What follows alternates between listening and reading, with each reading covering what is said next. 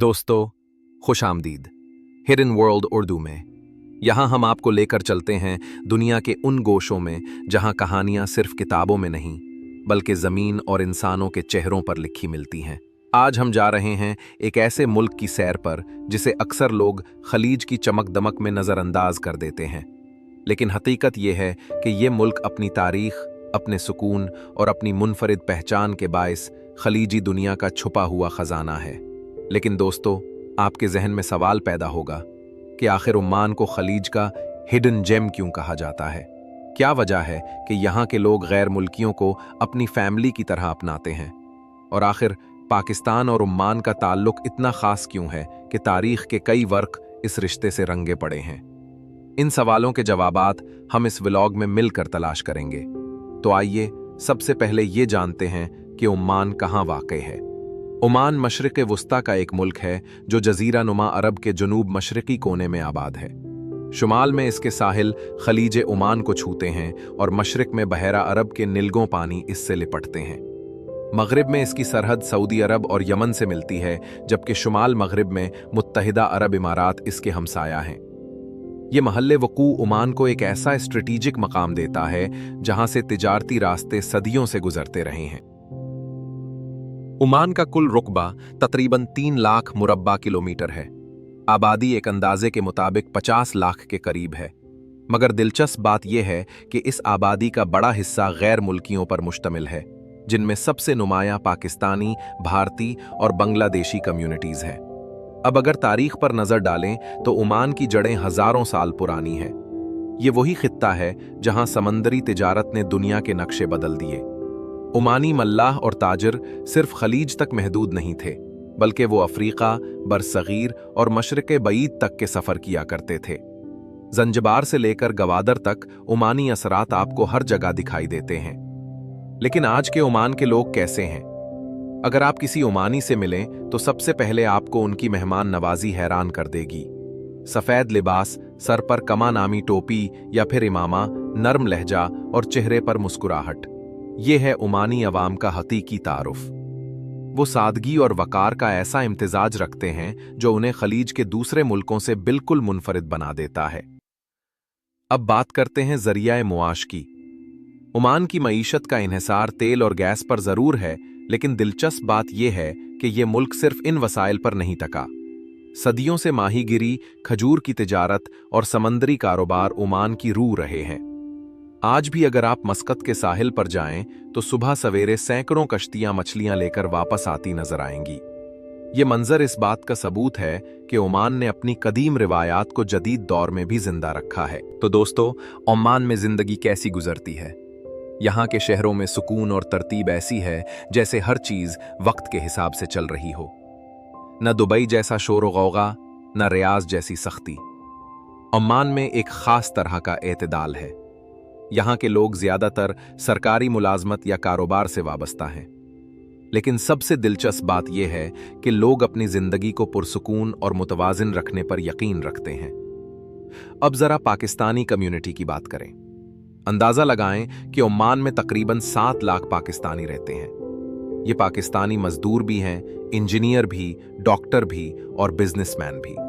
वो ओमान की तरक्की में एक अहम किरदार अदा कर रहे हैं। अगर आप मस्कत या सलाला की गलियों में घूमें तो आपको कहीं ना कहीं उर्दू या पंजाबी बोलते लोग जरूर मिलेंगे। ये लोग न सिर्फ ओमानी मईशत का हिस्सा हैं, बल्कि दोनों मुल्कों के ताल्लुकात को और मजबूत बना रहे हैं। और अब आते हैं एक दिलचस्प किस्से की तरफ। आपने गवादर का नाम तो जरूर सुना होगा। आज ही बलोचिस्तान का हिस्सा है, लेकिन एक वक्त था जब ये ओमान के ज़ेरे हुकूमत था। जी हां, 1784 से 1958 तक गवादर ओमान के पास रहा। बाद में पाकिस्तान ने उसे खरीदकर अपनी रियासत में शामिल किया। यही वजह है कि ओमान और पाकिस्तान का रिश्ता सिर्फ सरहदों का नहीं बल्कि तारीख और जज्बात का भी है।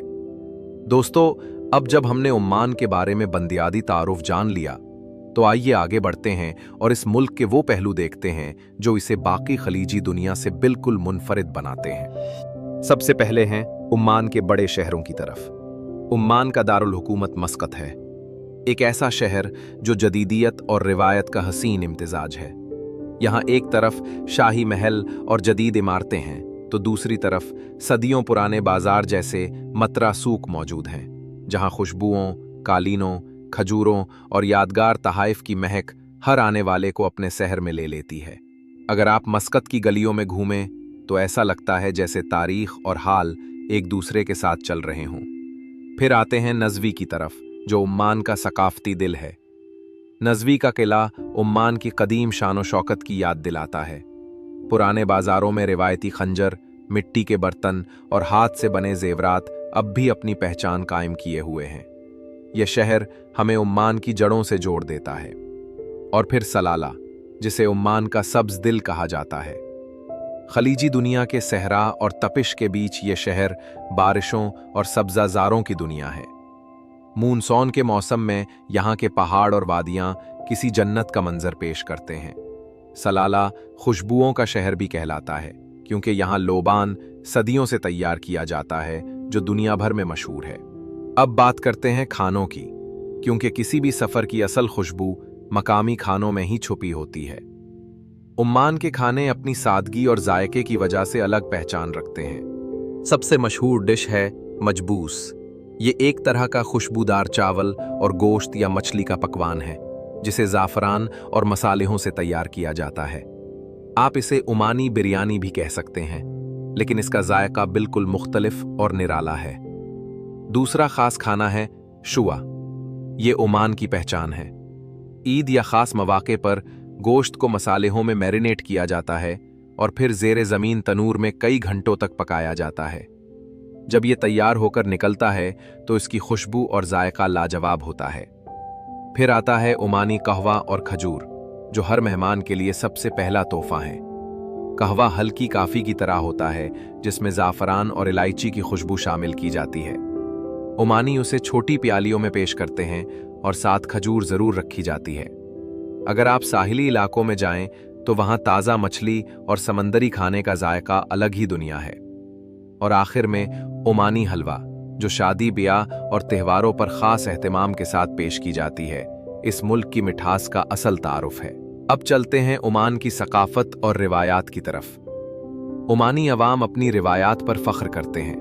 उनका रिवायती लिबास सफ़ेद दिश्ताशा कहलाता है और कमर पर बांधा जाने वाला खंजर उनकी पहचान है। शादी ब्याह, मीलों और कौमी तकरीबात में ये खंजर एक शान के साथ पहना जाता है। ओमानी मौसीकी और रिवायती रक़्स भी उनकी सकाफत की झलक दिखाते हैं। और सबसे बढ़कर उनकी मेहमान नवाजी, जो हर आने वाले को ये एहसास दिलाती है कि वो अपने ही घर में बैठा है। अब अगर सियासत और जदीद तारीख पर नज़र डालें तो ओमान का जिक्र सुल्तान काबूस के बगैर अधूरा है। 1970 में उन्होंने मुल्क की बागडोर संभाली और अगले 50 साल तक ओमान को जदीद दुनिया के सफ में ला खड़ा किया। सड़कें, अस्पताल, स्कूल, यूनिवर्सिटियां, बंदरगाहें, हर शोबे में ओमान ने तरक्की की। लेकिन सबसे अहम बात यह थी कि उन्होंने ओमान को एक पुरअमन और एतदाल पसंद मुल्क बनाया। यही वजह है कि आज ओमान खलीजी दुनिया में एक न्यूट्रल रियासत समझा जाता है, जो तनाज़ात में सालिस का किरदार अदा करता है। इनके बाद मौजूदा सुल्तान हैसम बिन तारिक ने तरक्की का सफ़र जारी रखा है और ओमान को नए दौर में आगे ले जा रहे हैं। अब अगर सयाहत की बात की जाए तो ओमान वाकई एक कुदरती खजाना है। सहरा में डेजर्ट सफारी का अलग ही मजा है। ऊंटों के कारवां, रेत के बुलंद टेले और हुरूब आफताब का मंजर दिल को छू लेता है। पहाड़ों में जबल अख्जर और जबल शम्स ऐसे मकामात हैं जहां हाइकिंग और एडवेंचर के शौकीन दुनिया भर से आते हैं। इसी तरह वाडी शाब जैसे वादियां और नीलिगों झीलें सयाहों के दिल जीत लेती हैं। ओमान के साहिल सुकून और खामोशी के वो लम्हात देते हैं जो बड़े बड़े शहरों में मुमकिन नहीं। तो दोस्तों, आज का अम्मान एक ऐसा मुल्क है जो न सिर्फ तरक्की कर रहा है, बल्कि अपनी रिवायात, अपनी सकाफत और अपने सुकून को भी साथ लेकर चल रहा है।